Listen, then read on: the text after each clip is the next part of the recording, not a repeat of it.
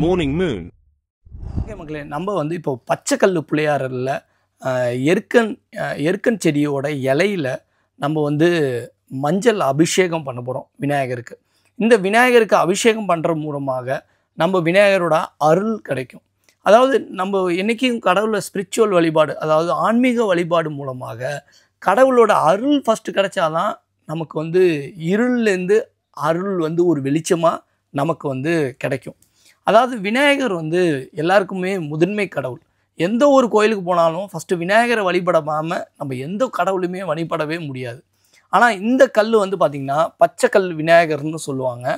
இந்த விநாயகர் அபிஷேகம் பண்ணுறதுக்கு மூலமாக உங்களுக்கு வாழ்க்கையில், அதாவது செய்யும் தொழிலும் செய்யும் வேலையில் உள்ள தடைகளை நீக்கும் விநாயகர்.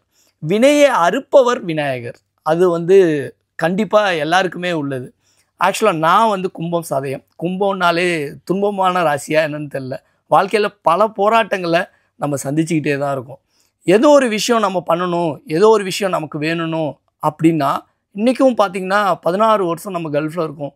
ஆனால் என்னைக்காவது நம்ம வந்து ஒரு பெரிய ஆள் ஆக மாட்டோமா அப்படிங்கிற ஒரு தன்னம்பிக்கையோடு போராடிட்டு தான் இருக்கோம். அதாவது நம்ம என்ன தான் உழைச்சாலும் நம்மளோட பிரச்சனைகள் தீர மாட்டேது அப்படிங்கிறது எல்லாருக்குமே உண்டு. அந்த பிரச்சனைகள் எப்படி தீரும்? கடவுளோட அருள் கிடைச்சா மட்டும்தான் பிரச்சனைகள் தீரும். அந்த அருளுக்கு முன்னாடி எதுவுமே கிடையாது.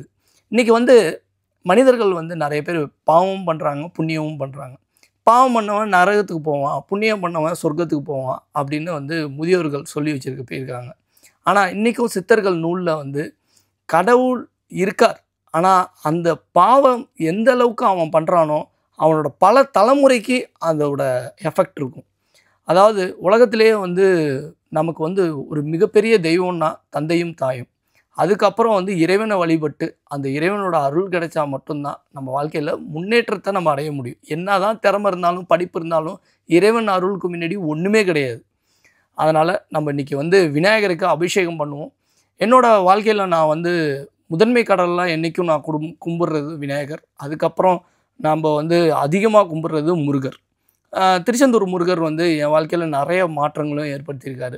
அதனால் ஒரு கடவுளுக்கும் ஒரு தனித்தன்மை இருக்குது. அதோட தனித்தன்மை மந்திரம் மூலமாக, உச்சரிப்பு மூலமாக நம்மளோட வாழ்க்கையை மாற்றக்கூடிய தன்மையும் அதிகமாக இருக்குது.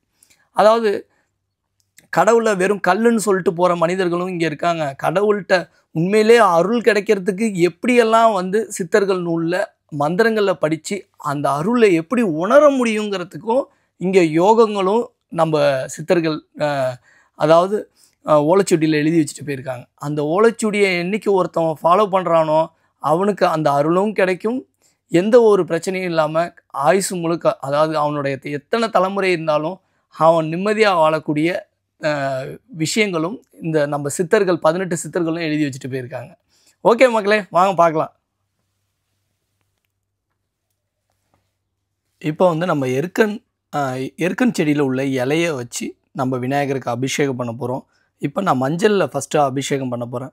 ஏன்னா எருக்கன் இலைக்கு வந்து மஞ்சள் வந்து உகுந்ததான ஒரு விஷயம். இந்த கல் பிள்ளையார் வந்து பார்த்திங்கன்னா பச்சை கல் பிள்ளையார்னு சொல்லுவாங்க.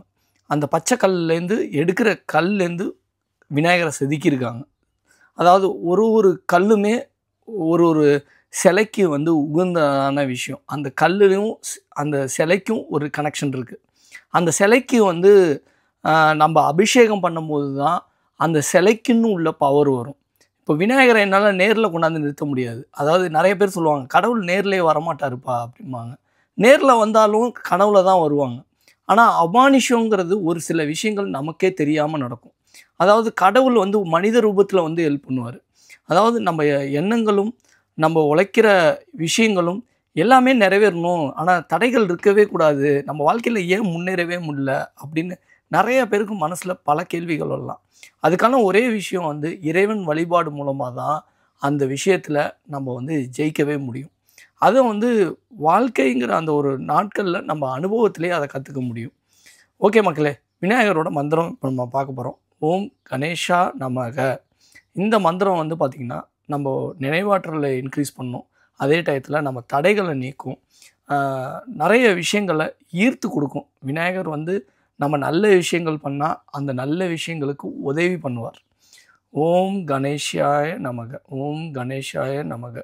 ஓம் விநாயகா ஓங்கார விநாயகா உன்னை நான் நினைக்க ஞானை முகத்தானே தும்பிக்கை ஒன்று கோடாக நான் எதிர்க்கின்ற சகல காரியங்களும் மந்திர தந்திரங்களும் சித்திக்க சித்திக்க ஸ்ரோகா. ஓம் விநாயகா ஓங்கார விநாயகா உன்னை நான் நினைக்க ஞானை முகத்தானே தும்பிக்கை ஒன்று கோடாக நான் எதிர்க்கின்ற சகல காரியங்களும் மந்திர தந்திரங்களும் தித்திக்க தித்திக்க சோகா. ஓம் கணேஷாய நமக. ஓம் கணேஷாய நமக. ஓம் கணேஷாய நமக. ஓம் கணேஷாய நமக. ஓம் கணேஷாய நமக.